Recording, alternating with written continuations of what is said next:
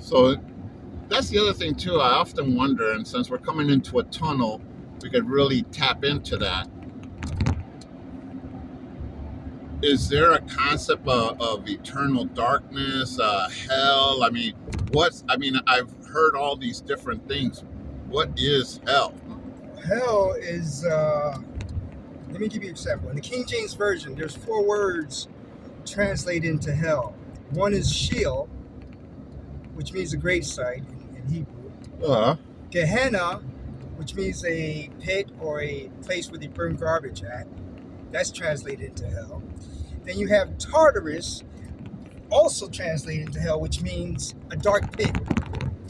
Then you have Hades, which means the underworld or the gravesite, or something else if you want to throw mythology in there.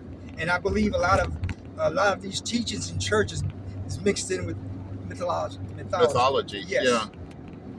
Well, and I think mythology plays a lot in that, and we see it in different ancient religions. The worshiping of the sun, worshiping Yes. of the moon. Animals and various other creatures, and some that were even imaginary. But that brings us to that concept: is that how do you explain God to somebody who thinks that God's an imaginary person or creature, Oh whatever? man, you know what? If people are delusional, it's so hard to tap into their consciousness because they're only going to see what they want to see.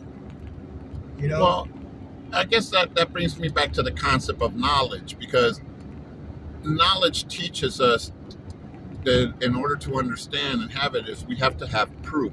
Yes. And for them, they're looking for physical proof. And where a Christian takes it based upon faith, Yes. Yeah. So how do you change that perspective? Well, jeez, man, it's very hard because and the way it happened to me, I lost everything. Uh-huh. It's hard when someone is in a fortunate situation. They're making money, they're living a nice life, they have everything they want, new car, new, family, beautiful wife. So these become the most important things in our lives. And the second most important thing in their life, if they decide to choose it being a second part of their lives, is the worship of God. You can't live a life like that. If your life is successful without God, then you're never going to find God because you don't need Him. That's one of the reasons why a lot of people don't turn to God, is because they're living the lives that are very comfortable. But then you got people who they lack faith because, in my opinion, confusion, lack of knowledge, misdirection, misinformation. And, I believe one of these tools being used is religion, because you're not going to find a Christian that's a Catholic or a Jehovah's Witness that's Christian. They're not going to be hanging out with each other. They're like, yo, your religion is false. And the other one's going to say your religion is false. But they both believe in Christ.